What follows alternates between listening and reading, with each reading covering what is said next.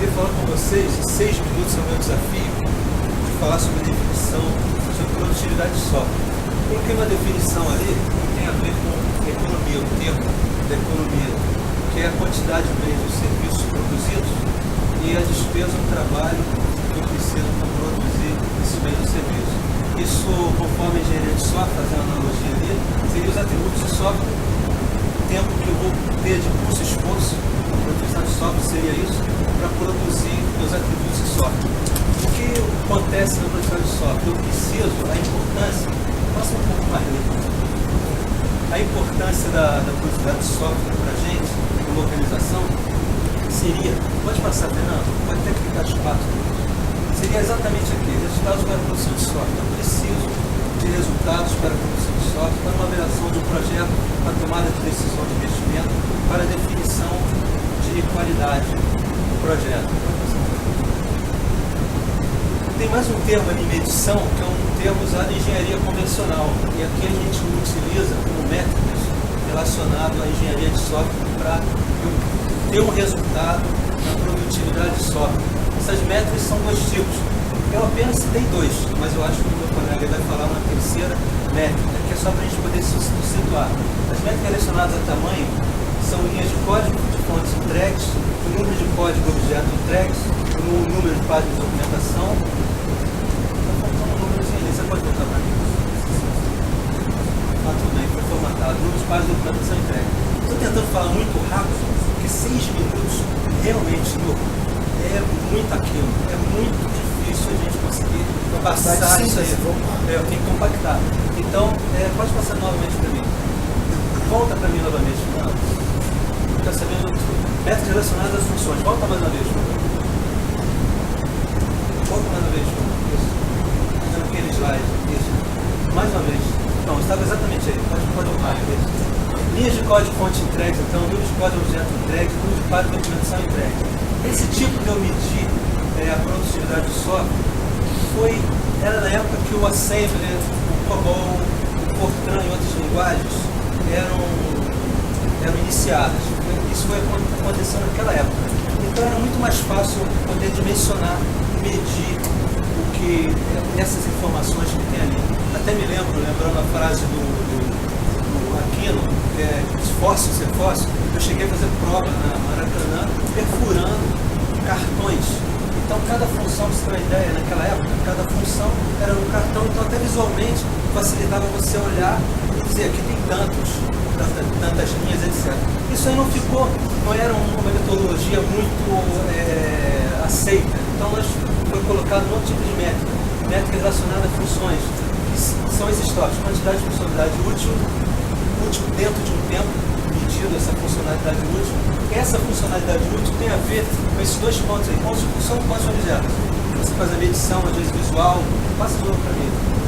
As métricas relacionadas a funções, ela acontece aqui dentro de entradas e saídas externas, interações de usuários, as interfaces externas, os arquivos usados pelo sistema. Isso são os pontos de função que normalmente o estimador, digamos assim, levanta de observação, etc, para chegar a uma conclusão. A outra métrica relacionada à função, digamos, volta mais um pouquinho para mim, por favor. Aquela anterior aqui, havia um problema com relação à linguagem.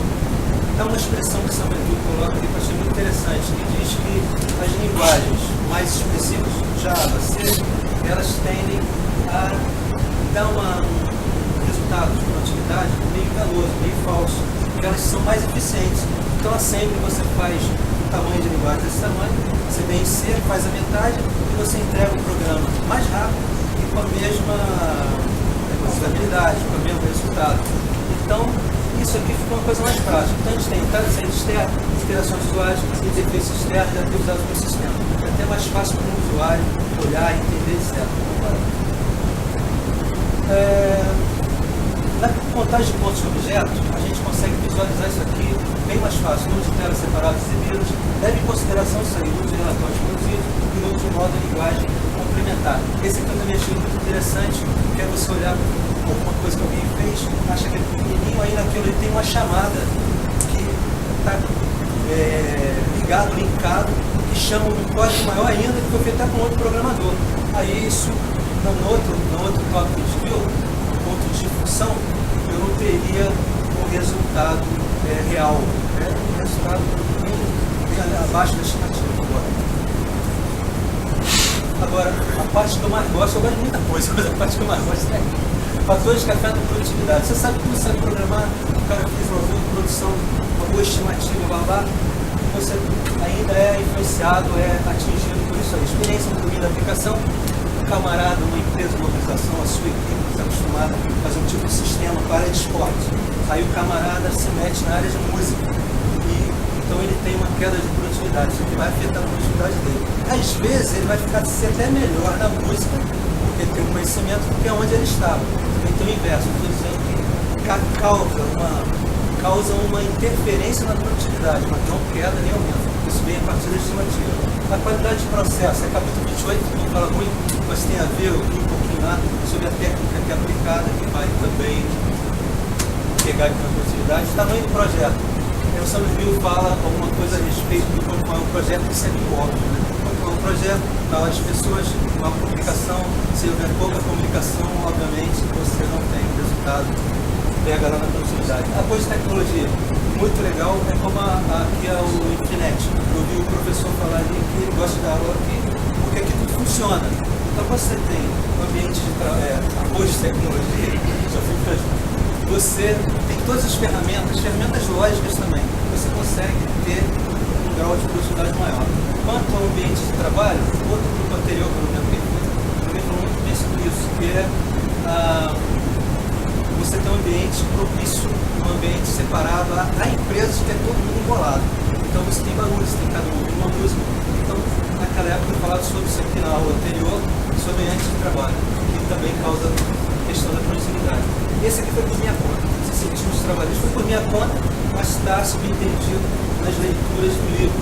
O incentivo trabalhista é o que a gente mais às vezes busca, que é o bônus, é o prêmio. Se você tem uma organização que opera com pessoas, você premiar essas pessoas com produtividade, etc, pelo do ano, etc, que é aqueles 5 pontos final de mês. Então, mas que é só isso. Obrigado. Foi quantos minutos aí?